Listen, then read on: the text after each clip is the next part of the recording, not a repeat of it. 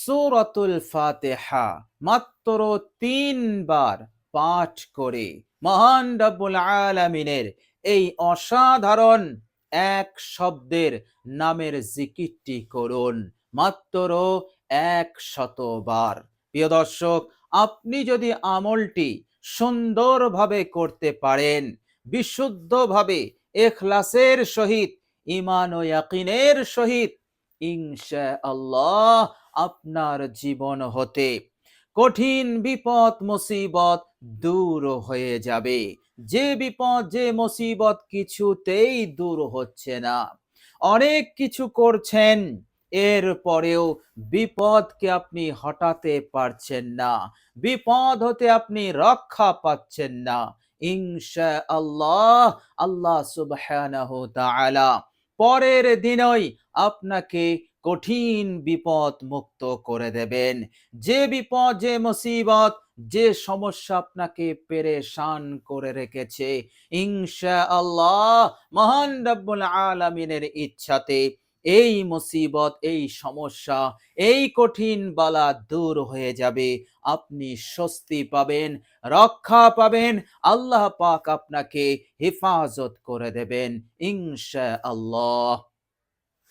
প্রিয় দর্শক, এই অসাধারণ আমল এতটাই বরকতপূর্ণ, উপকারী, কার্যকর আমার আপনার জন্য, যে কেউ যদি এই আমলটি সুন্দরভাবে করতে পারেন, আল্লাহ রাব্বুল আলামিনের রহমতের চাদরে সে আল্লাহ পাক তাকে রহমতের চাদরে ঢেকে নেন এবং মহান রাব্বুল আলামিন তার প্রতি অতি দয়াশীল হয়ে যান, মেহেরবান হয়ে যান। এতটাই মেহেরবান হয়ে যায়, আল্লাহ রাব্বুল আলামিন তাকে কবুল করে নেন। মহান রাব্বুল আলামিন তার জীবনের সকল হাজত প্রয়োজনকে তিনি পূরণ করে দেন, মনের আশা আকাঙ্ক্ষা তিনি পূরণ করে দেন।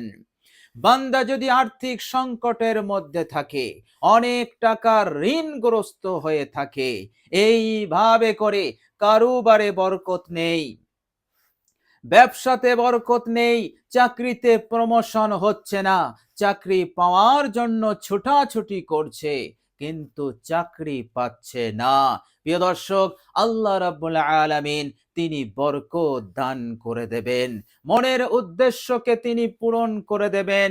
মানুষ যে লক্ষ্যে পৌঁছানোর জন্য ছোটাছুটি করছে, আল্লাহ পাক তার সেই লক্ষ্যে পৌঁছে দেবেন। এইভাবে করে মহান রব্বুল আলামিন তার জীবন হতে আর্থিক সংকটকে দূর করে দেবেন এবং আর্থিক সংকটের কারণে যে সমস্যা, যে অশান্তি বাড়িতে হচ্ছিল, পরিবারে হচ্ছিল, সব দূর হয়ে যাবে। আল্লাহ সুবহানাহু ওয়া তাআলা এক চैन, সুকুন এবং খুবই সুখ শান্তিপূর্ণ জীবন উপহার দেবেন মহান রব্বুল আলামিনের ফজল এবং কারামে। বলুন সুবহানাল্লাহ। প্রিয় দর্শক, আপনি শুধু কষ্ট করে এই অসাধারণ আমলটি আপনি করুন। আপনি রাতে বিছানায় বসে বসে আপনি আমলটি করুন। অসাধারণ আমল, অসাধারণ পাওয়ারফুল আমল। প্রিয় দর্শক, হাদিস শরীফের মধ্যে এসেছে, মুসলিম শরীফের হাদিস, হাদিস নাম্বার 1877, বর্ণনা করেছেন হযরত আব্দুল্লাহ ইবনে আব্বাস রাদিয়াল্লাহু তাআলা আনহুমা, যিনাকে রাইসুল মুফাসসিরিন বলা হয়, অর্থাৎ সমস্ত মুফাসসিরিনদের তিনি হচ্ছেন সরদার। তিনি বলছেন, বাইনা জিবরিলু আলাইহিস সালাম কাঈদুন ইনদান নবী সাল্লাল্লাহু আলাইহি ওয়াসাল্লাম। তিনি বলছেন, হযরতে জিবরাইল আলাইহিস সালাম, যিনি সমস্ত ফেরেশতাদের সর্দার, আল্লাহ পাক যত ফেরেশতা সৃষ্টি করেছেন, সমস্ত ফেরেশতাদের নেতা, লিডার এবং সমস্ত ফেরেশতাদের থেকে অধিক শক্তিশালী এবং আল্লাহ পাকের কাছে সবচাইতে বেশি মকবুল মুকাররব ফেরেশতা হযরতে জিবরাইল আলাইহিস সালাম। হযরত জিবরাইল আলাইহিস সালাম বিশ্ব নবীর পাশে বসে কে বলছেন? হযরত আব্দুল্লাহ ইবনে আব্বাস রাদিয়াল্লাহু তাআলা আনহুমা। হঠাৎ আমার নবী রাহমাতুল লিল আলামিন এক বিকট আওয়াজ শুনতে পেলেন। আওয়াজটা আসলো ওপর থেকে। বিশ্বনবী তিনি ওপরের দিকে তাকালেন, কিন্তু তিনি কিছুই দেখতে পেলেন না। এরপর হযরতে জিবরাইল আলাইহিস সালাম বললেন, ইয়া রাসূলুল্লাহ, এই যে আওয়াজ আপনি শুনলেন, এটা কিসের আওয়াজ? আপনি কি জানেন? নবীজি বললেন, হে জিবরাইল, আমি তো কিছুই বুঝতে পারছি না। হযরত জিবরাইল আলাইহিস সালাম বললেন যে, ইয়া রাসূলুল্লাহ, এই আওয়াজ হচ্ছে আসমানের দরজা খোলা হয়েছে। এই দরজাটা এমন এক দরজা যা ইতিপূর্বে কখনো কোনোদিন খোলা হয়নি। বলুন সুবহানাল্লাহ। হযরতে আদম আলাইহিস সালাতু ওয়াস সালাম থেকে নিয়ে হযরতে ঈসা আলাইহিস সালাম পর্যন্ত এবং আপনার এ যাবৎ পর্যন্ত কোনোদিন এই দরজা আল্লাহ পাক খোলেননি, কিন্তু আজকে তিনি খুলেছেন। আসমানের দরজা যে খুলেছে, সেই খোলার আওয়াজ আপনি শুনতে পেয়েছেন। বলুন সুবহানাল্লাহ। প্রিয় দর্শক, চিন্তা করুন, সেই আসমানের সেই দরজা কত বড় আকারের হতে পারে, কেমন হতে পারে, আল্লাহু আ'লাম। আল্লাহর নবী সাল্লাল্লাহু আলাইহি সাল্লাম জিজ্ঞাসা করলেন, হে জিবরাইল, কেন খোলা হলো? হযরতে জিবরাইল আলাইহিস সালাম বললেন, ইয়া রাসূলুল্লাহ, এই দরজা দিয়ে এক ফেরেশতা অবতরণ করেছে। এই ফেরেশতার পরিচয় হচ্ছে, এই ফেরেশতা ইতিপূর্বে এই জমিনে কখনোই অবতরণ করেননি। আজকেই এই ফেরেশতা অবতরণ করেছেন।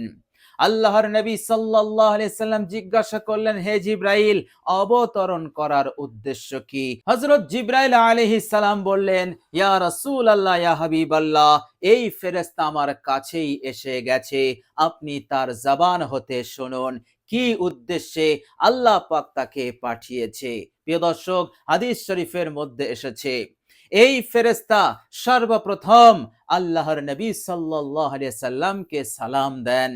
এরপর তিনি বলেন যে, ইয়া রাসূলুল্লাহ, ইয়া হাবিবাল্লাহ, আমি সেই ফেরেশতা যা আজকে প্রথম আমি আপনার কাছে অবতরণ করেছি, আর আল্লাহ পাক আপনার জন্য দুটি নূরের সুসংবাদ দিয়ে আমাকে পাঠিয়েছেন।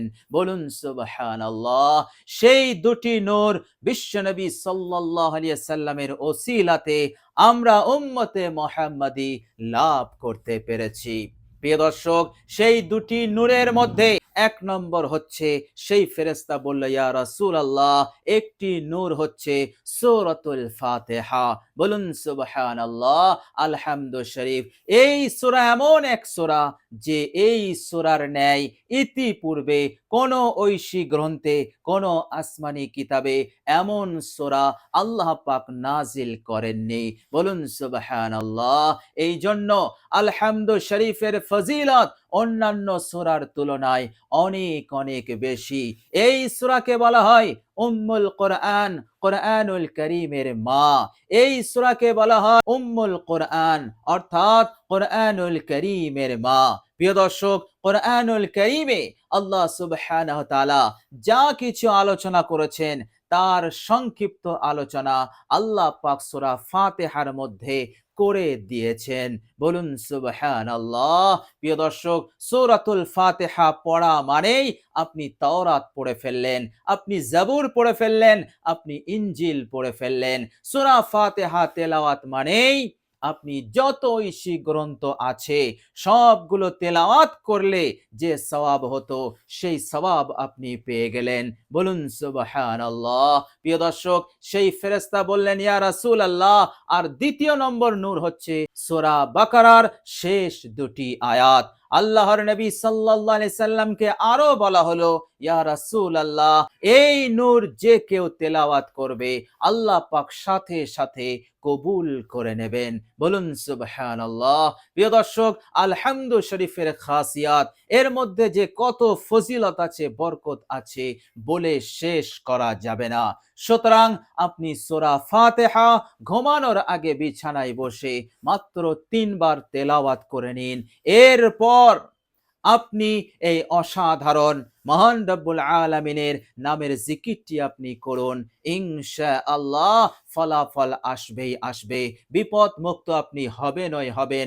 আল্লাহ পাক আপনার জীবনকে শান্তিময় জীবন বানিয়ে দেবেন ইনশাআল্লাহ, এর মধ্যে কোনো সন্দেহ নেই। প্রিয় দর্শক, চলুন এবার আমরা জেনে নেব আমলটি আমরা কিভাবে করব। প্রিয় দর্শক, আপনি আমলটি অজু অবস্থায় করবেন। এরপর আপনি যখন বিছানায় বসবেন, বিছানায় বসার পর সর্বপ্রথম আপনি ৩ বার এই ইস্তেগফারটি পড়বেন। আস্তাগফিরুল্লাহাল্লাযী লা ইলাহা ইল্লা হুয়াল হাইয়ুল কাইয়্যুম ওয়া আতুবু ইলাইহি। এই ইস্তেগফার ৩ বার পড়বেন। এরপর বিশ্বনবী সাল্লাল্লাহু আলাইহি ওয়াসাল্লামের উপর আপনি একবার দরুদে ইব্রাহিম পাঠ করে নেবেন বিশুদ্ধভাবে। আল্লাহুম্মা সাল্লি আলা মুহাম্মাদিন ওয়া আলা আলি মুহাম্মাদ কামা সাল্লাইতা আলা ইব্রাহিমা ওয়া আলা আলি ইব্রাহিমা ইন্নাকা হামিদুম মাজিদ। اللهم بارك على محمد وعلى آل محمد كما باركت على إبراهيم وعلى آل إبراهيم إنك حميد مجيد।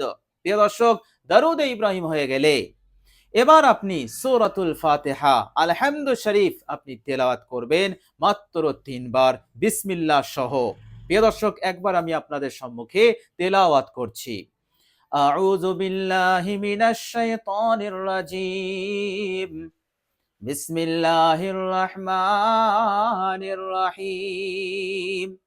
আলহামদুলিল্লাহি রাব্বিল আলামিন الرحمن الرحيم مالك يوم الدين إياك نعبد وإياك نستعين اهدنا الصراط المستقيم صراط الذين أنعمت عليهم غير المغضوب عليهم ولا الضالين।